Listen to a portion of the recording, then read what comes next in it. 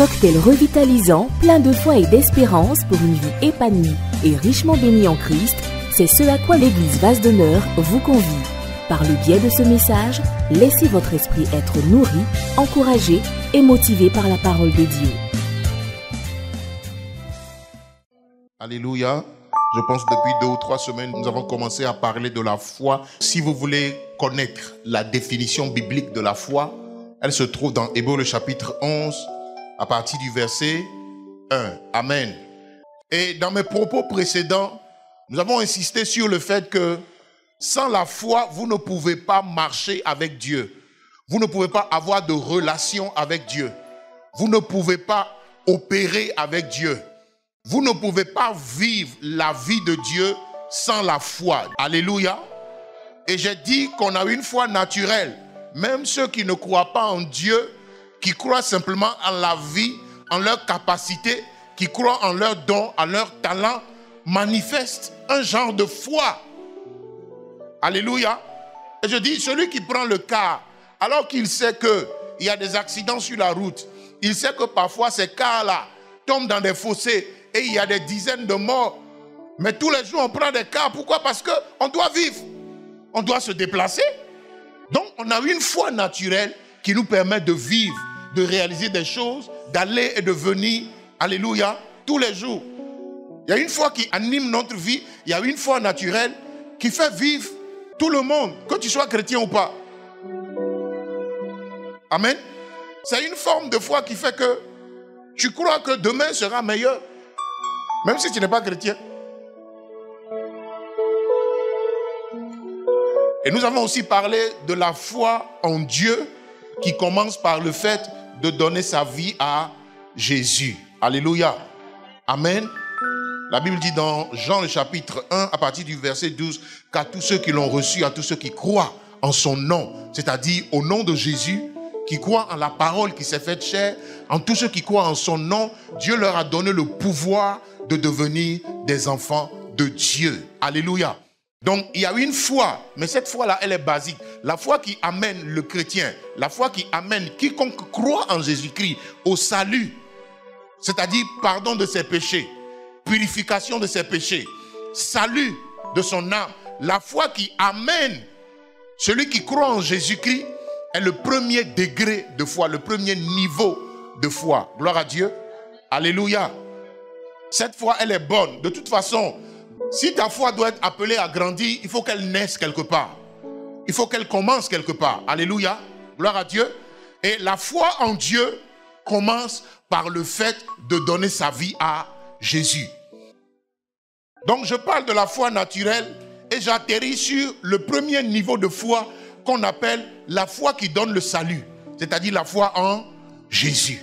Gloire à Dieu. Alléluia. C'est cette foi-là qui fait de nous des enfants de Dieu. Dis Amen. Mais dès l'instant où tu es devenu enfant de Dieu, la Bible dit que tu deviens citoyen du royaume des cieux. Donc, dans ton esprit, tu n'es plus originaire de Dalois, de Gagnois, de la maison de ton père, mais désormais, tu prends tes origines en Christ. Dis Amen. Dieu devient ton père et Jésus devient ton grand frère. Dis Amen. C'est ta nouvelle identité en Christ. Donc, la foi en Jésus nous donne de naître dans un royaume. Nicodème est venu voir Jésus de nuit et il lui a dit, mais quand on te voit là, Christ, tu es particulier. Tu ressembles à un docteur qui est venu de Dieu. Parce que si Dieu n'était pas avec toi, ces choses que tu fais là, tu n'aurais pas pu les faire. Alléluia. Et Jésus a dit à Nicodème, Nicodème, c'est vrai que tu reconnaisses que je viens de Dieu, que je suis un docteur, mais ça ne suffit pas. Amen. Ça ne suffit pas pour naître dans le royaume, pour voir, pour entrer dans le royaume. Amen. Jésus lui dit, pour naître dans le royaume, il faut croire que Dieu a tant aimé le monde qu'il a donné son Fils unique, afin que quiconque croit en lui ne périsse point, mais qu'il ait la vie éternelle. Donc, Jésus explique à Nicodème que pour rentrer dans le royaume des cieux, il faut naître d'eau et d'esprit. Alléluia. Esprit veut dire Tu es régénéré dans ton esprit par ta foi en Jésus. Tu deviens un enfant de Dieu. Amen. Il dit, c'est la première porte qui donne sur le royaume des cieux.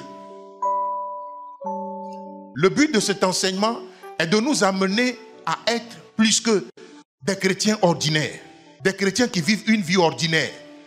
Alléluia. Des chrétiens qui se contentent de leur situation.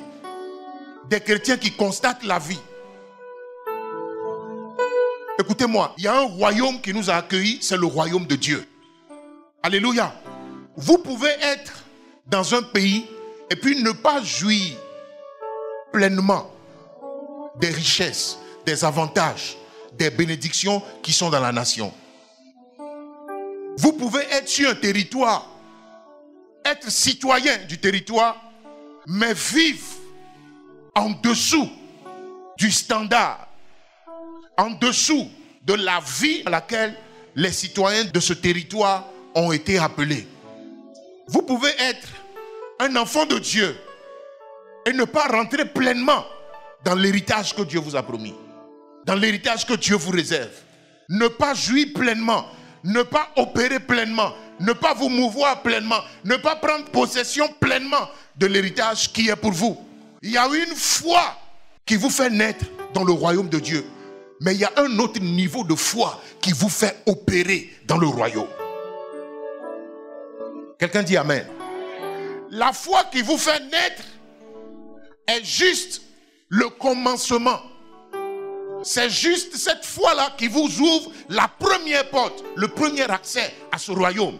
Mais une fois dans le royaume, vous devez opérer. Une fois dans le royaume, vous devez vous mouvoir. Une fois dans le royaume, vous devez saisir tout ce que Dieu a mis en réserve pour vous. Pourquoi je dis saisir? Saisir parce que la Bible dit que depuis Jean-Baptiste jusqu'à maintenant, le royaume des cieux est forcé et c'est les violents qui s'en emparent. Alléluia. L'objectif de cet enseignement est de faire de toi une femme violente, un homme violent. Alléluia. Pas violent physiquement, mais violent dans la foi, violent spirituellement, audacieux, persévérant, puissant, parce que ton Dieu t'ordonne d'être puissant. Dis Amen. La Bible dit que Dieu nous ordonne d'être puissants. Parce que nous sommes nés d'un Dieu qui est puissant. Nous nous contentons trop de la vie et de la situation dans laquelle nous sommes. Dieu veut te donner plus que ce que tu as maintenant. Dis Amen. Dieu veut te sortir de cette situation dans laquelle tu te trouves. Dis Amen. Dieu veut changer ta vie. Dis-moi Amen. Dieu veut changer ta condition.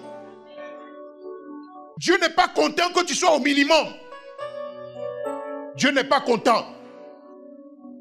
Ça ne fait pas la joie de Dieu de voir un de ses enfants, un chrétien, vivre dans la défaite, vivre dans la confusion, vivre en marge des grâces et des faveurs qu'il a mis en réserve pour ses enfants.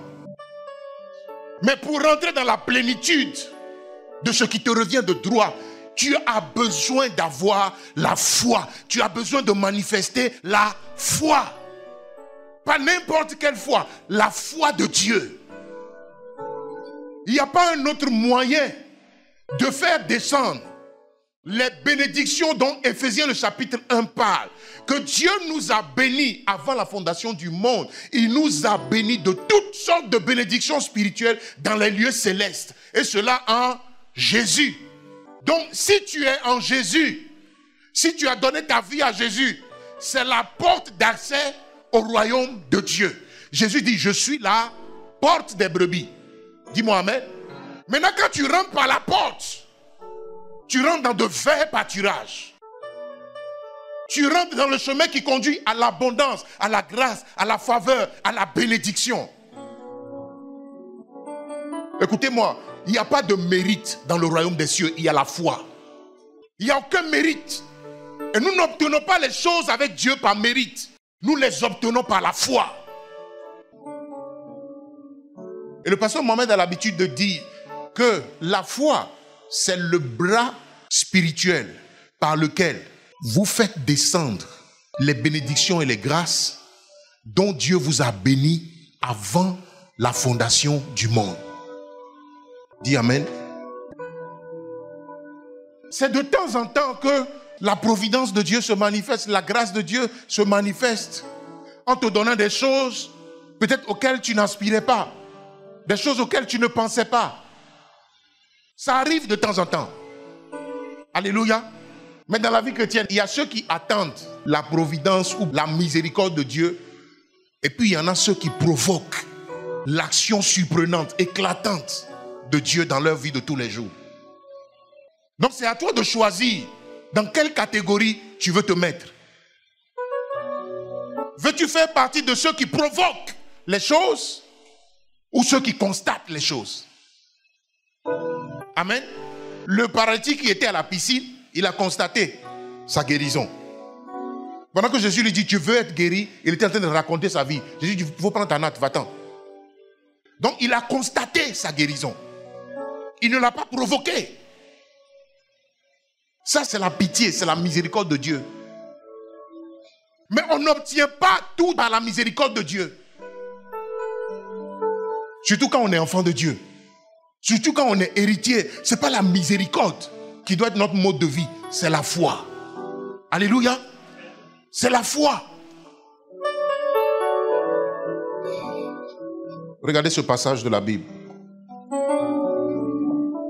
Hébreux le chapitre 10, le verset 38 au verset 39. Et mon juste vivra par la foi. Mais s'il se retire, mon âme ne prend pas plaisir en lui. Et Paul dit, nous ne sommes pas de ceux qui se retirent pour se perdre, mais nous sommes de ceux qui ont la foi pour sauver leurs âmes. Alléluia. Le passage d'Hébreux dit, et mon juste vivra par la foi. Autrement dit, le juste, c'est celui qui a donné sa vie à Jésus. Le juste, c'est celui qui est appelé à vivre la vie de Dieu tous les jours. Mais il dit, mon juste vivra par la foi. Autrement dit, c'est ta foi qui va te justifier. Autrement, c'est ta foi qui va te donner accès à Dieu. Quand on dit justifier, ça ne parle pas de péché. Ça veut dire, tu as raison. Amen. En fait, la Bible dit, Abraham a cru et cela lui a été imputé à justice. Ça veut dire que c'est ta foi qui valide le oui de Dieu. Si on dit on doit te justifier, ça veut dire pourquoi on doit lui donner telle chose? Pourquoi on doit lui donner la promotion? Pourquoi on lui doit donner un grand ministère? Pourquoi on doit lui donner le miracle? Pourquoi on doit lui donner le changement? Pourquoi on doit lui donner l'élévation? On dit pourquoi est-ce qu'on doit lui donner ce qui va justifier que Dieu te bénisse? Il dit c'est ta foi. Mon juste vivra par la foi. Mais il dit s'il se retire, mon âme ne prend point plaisir en lui. Se retirer veut dire quoi? C'est trop compliqué. J'abandonne. Ça dure trop. J'ai trop prié. Je souffre trop. Je vais chercher mes propres solutions. Rappelez-vous que quand la promesse avait commencé à tarder dans la vie d'Abraham, sa propre femme est venue lui proposer Abraham. On dirait que ce que Dieu était en train de dire là, parce que ça tarde trop, depuis là ça ne vient pas. Ce que Dieu était en train de dire, c'est que tu ailles avec Agar, ta servante. Parce que l'enfant de ta servante est ton enfant. Et un temps soit peu, Abraham a fait ce que Sarah lui avait proposé. Ma prière ce soir, c'est que Dieu suscite des justes au milieu de nous.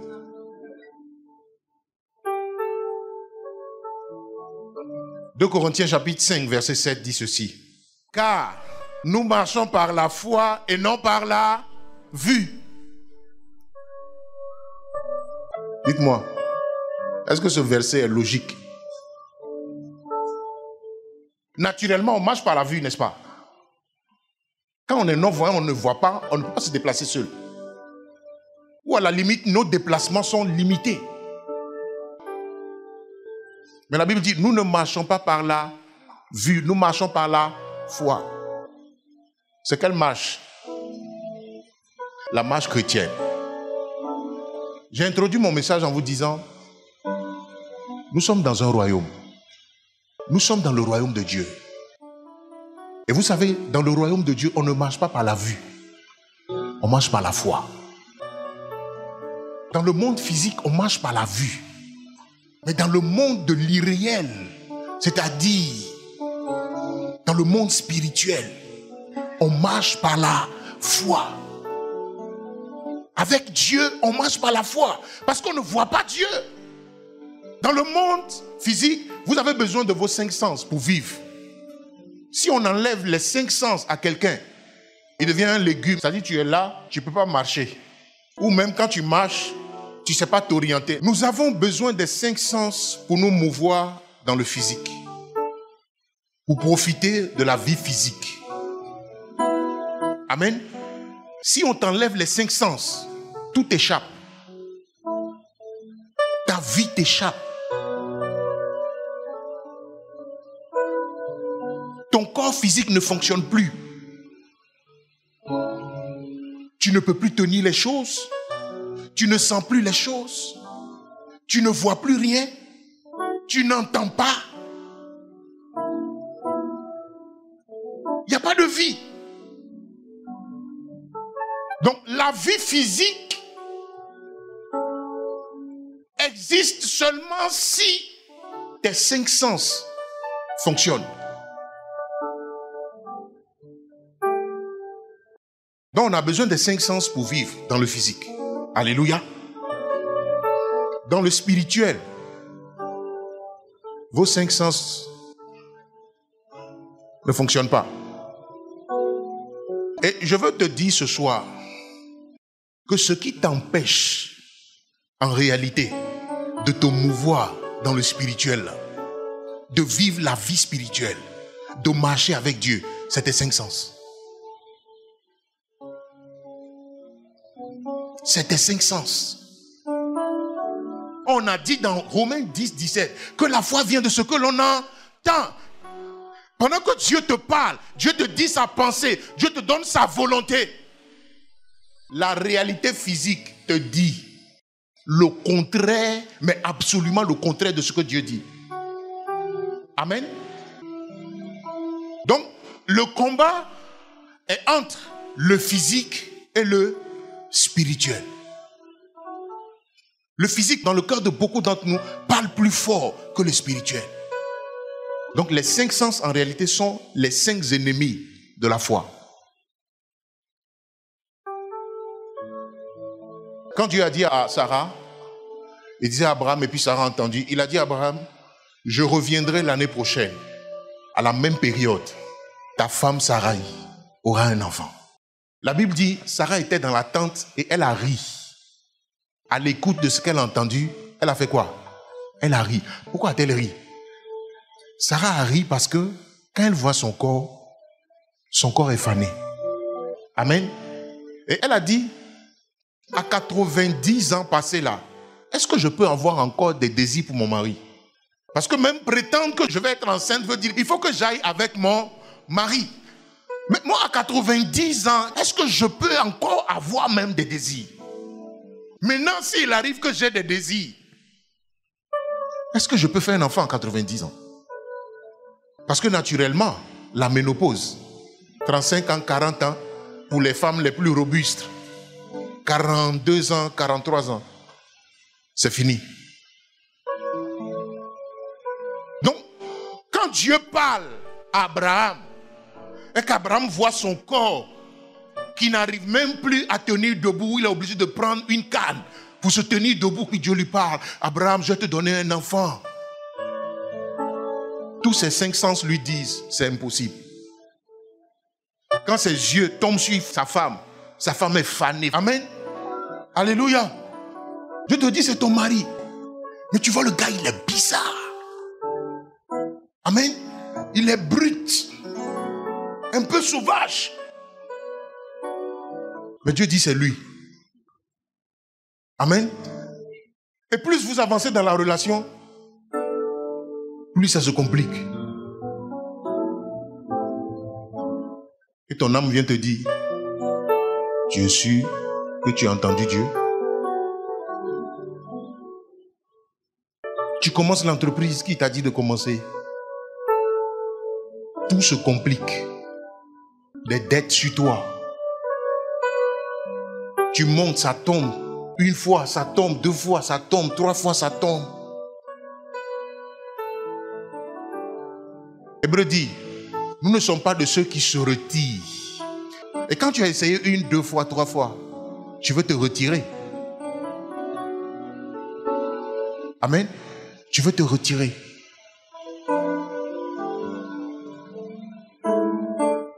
Tu dis, Jésus, je te donne ma vie. Je ne veux plus de compromission.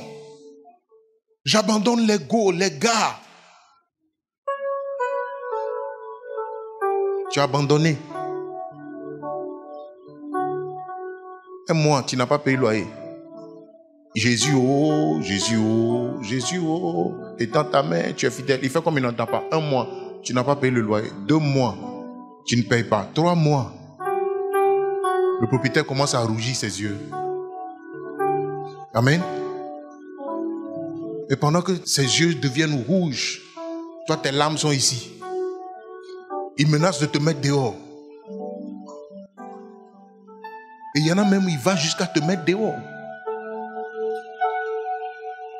Quand tu pries, tu dis à Jésus, quand j'étais dans le monde là, j'avais une maison. Maintenant que j'ai donné ma vie à Jésus, je suis sur le point de perdre ma maison. Et il va arriver même que tu perdes la maison. Que tu sois obligé d'aller dormir chez une copine.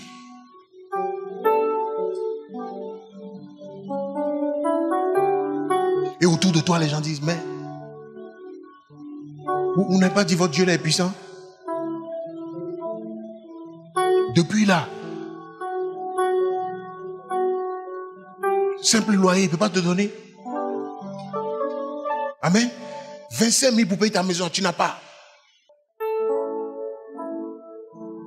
Nous ne sommes pas de ceux qui se retirent. Amen. Et quand la situation devient compliquée, très très compliquée, c'est là où Dieu veut voir réellement la foi. C'est là où Dieu veut voir réellement qui lui a dit oui. Et pour qui son oui est oui. Parce que quand on se retire, ce n'est pas la foi. Quand on se rétracte, quand on fait marche arrière, ce n'est plus la foi. La foi est la ferme assurance que ce que Dieu a dit est vrai. Quand bien même je vis le contraire, je m'accroche à ce que Dieu a dit. Je maintiens que ce que Dieu a dit est vrai, même si la réalité, mes yeux physiques me montrent le contraire, je continue de croire parce que la foi ne marche pas par la vue. Imaginez la vie d'Abraham, ça a été facile. À 70 ans, Dieu l'appelle. Et pendant qu'il persévère à croire que ce que Dieu a dit est vrai, le temps passe. Il vieillit. Les rides sortent. Les rides de sa femme sortent. Les cheveux blanchissent. Et le temps passe et le temps passe. Les années passent et les années passent. Dieu vient de temps en temps rappeler Abraham. Tiens ferme, ce que j'ai dit, je le ferai. Il dit, hé Seigneur, jusqu'à quand? Jusqu'à quand? Amen. Alléluia. 2 Corinthiens 4, 17, 18 dit ceci. Car nos légères afflictions du moment présent produisent pour nous, au-delà de toute mesure, un poids éternel de gloire. Parce que nous regardons non point aux choses visibles, mais à celles qui sont invisibles. Car les choses visibles sont passagères et les invisibles sont éternelles. La souffrance du moment, c'est les choses visibles. Amen. L'humiliation que tu connais en ce moment, c'est les choses visibles. La confusion dans laquelle tu es en ce moment, c'est les choses visibles. Et la Bible dit que les choses visibles sont passagères, mais les choses invisibles sont éternelles. Les choses invisibles, c'est quoi? C'est ce que Dieu a dit. C'est la bénédiction dont Dieu t'a déjà béni avant même que tu ne sois tissé dans le sein de ta mère. C'est ça les choses invisibles. Mais il dit les choses invisibles sont éternelles. Et très souvent les choses invisibles tardent à venir. Pourquoi? Parce qu'elles sont éternelles. Mais les visibles sont passagères. 1 an, 2 ans, 3 ans, 4 ans, 5 ans de mariage. Et puis il n'y a pas d'enfant. Ça c'est les choses visibles. Amen. C'est les choses visibles. Après 20 ans, 30 ans, 40 ans dans la vie d'Élisabeth et de Zacharie, il n'y avait pas d'enfants. Ça, c'est les choses visibles. Il y a des moments où les choses visibles durent.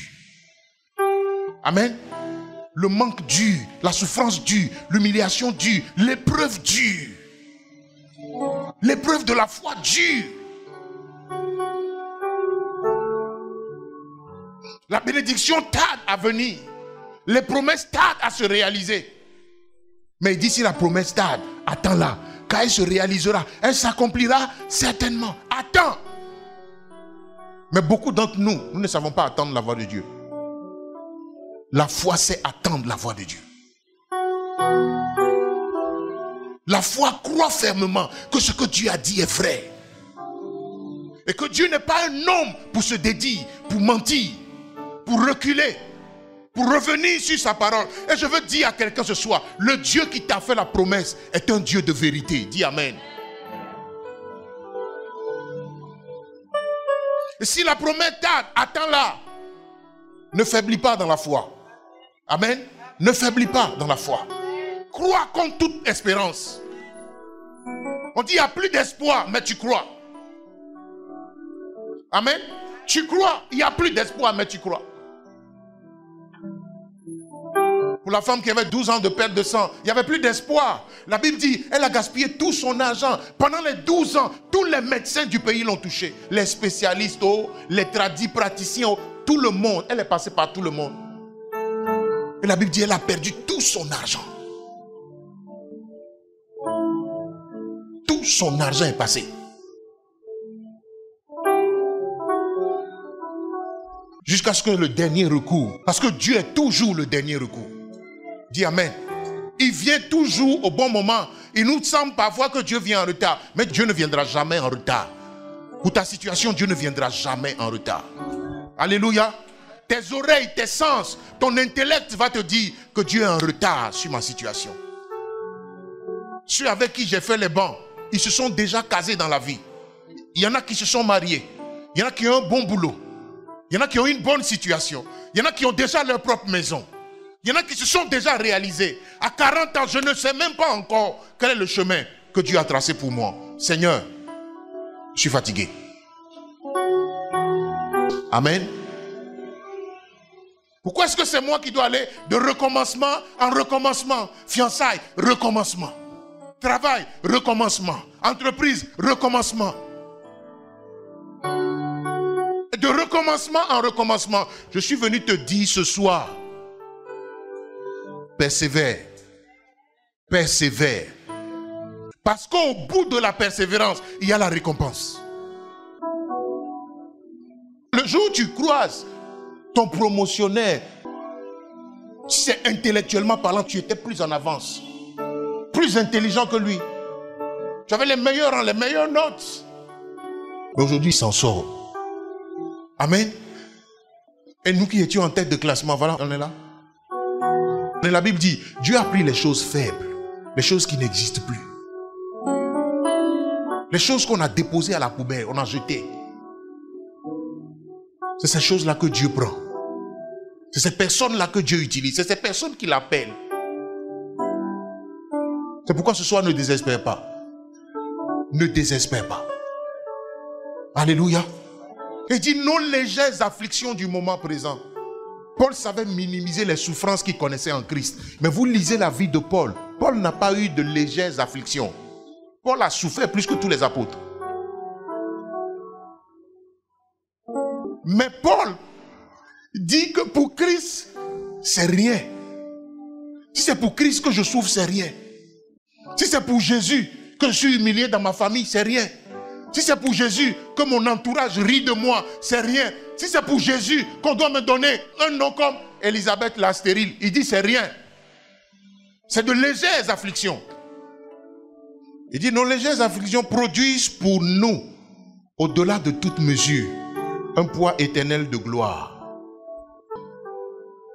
Autrement, Paul dit, ce que nous souffrons en ce moment, à cause de notre foi, nous souffrons la faim, nous souffrons le dénuement, nous souffrons la solitude, l'abandon, la trahison, la méchanceté.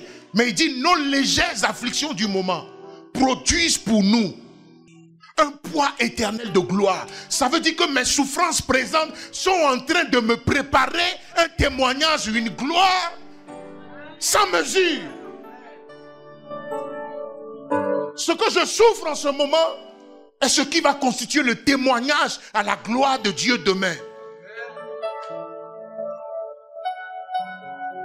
Parce qu'il y en a qui ne veulent pas souffrir.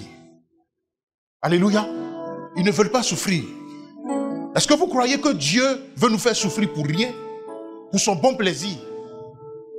Mais Paul est en train de nous dire que dans la souffrance qu'il y a à suivre Christ, dans la souffrance, l'humiliation, les larmes, des nuits blanches qu'il y a à suivre Christ,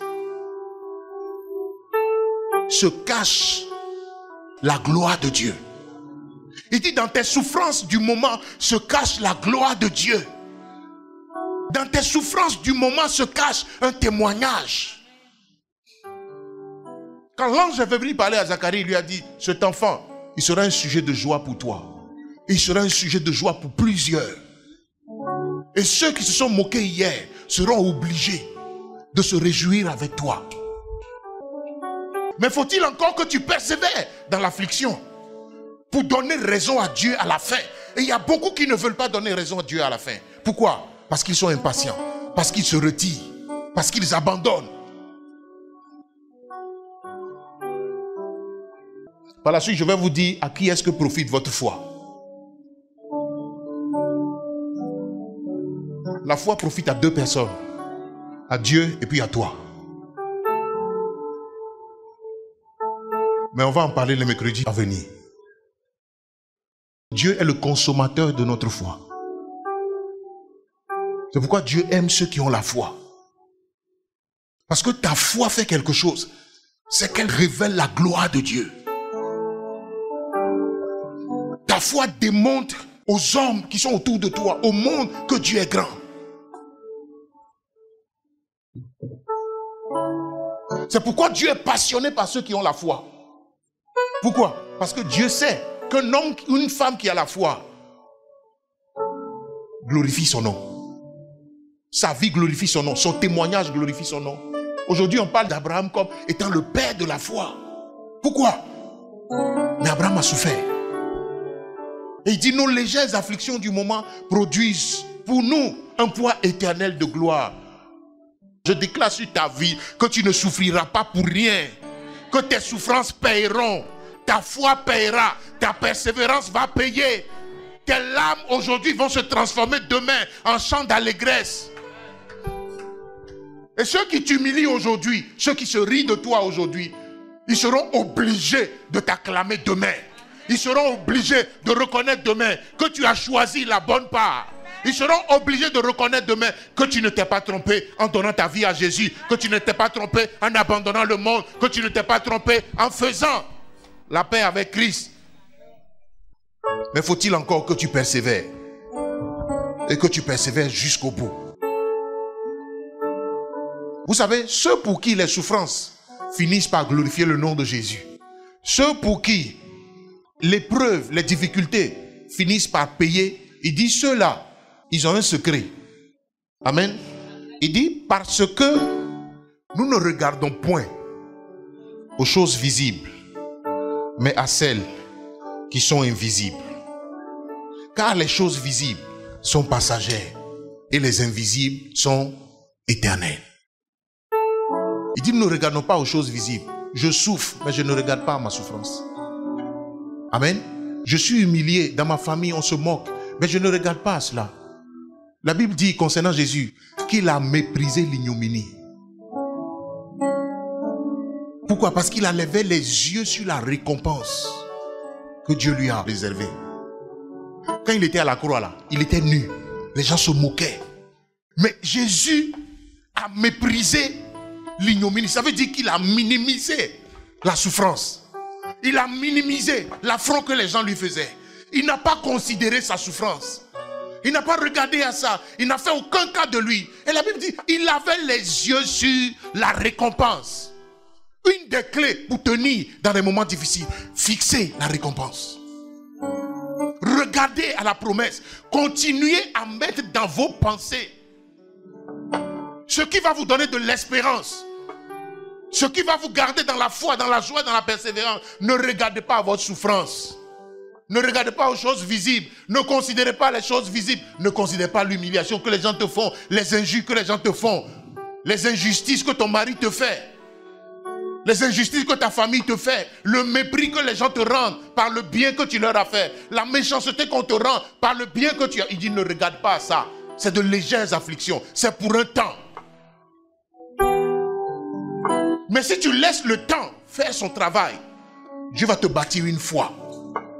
Et cette foi va atteindre son objectif, c'est-à-dire glorifier Dieu. Il dit car nous ne regardons pas aux choses visibles. Car les choses visibles sont passagères. Mais les invisibles sont éternelles. Ta bénédiction est éternelle. La récompense de la foi ne passera pas. Amen. Mais l'humiliation que tu vis maintenant va passer. La confusion dans laquelle tu es maintenant, ça va passer. C'est pour un temps que tu es en train de souffrir. Regarde à ce que Dieu a dit. Garde les yeux sur ce que Dieu t'a dit. Tu prends de l'âge et le frère, le fiancé ou la fiancée ne vient pas. Ne cherche pas des voies détournées. Sois focalisé sur ce que Dieu a dit. Parce que si tu te détournes et si tu te retires, Dieu ne prend plus plaisir en toi. Ma prière ce soir, c'est que Dieu prenne plaisir en nous. C'est que Dieu prenne plaisir en ta foi. Que Dieu te bénisse ce soir au nom de Jésus-Christ de Nazareth. Qu'il bénisse ta foi.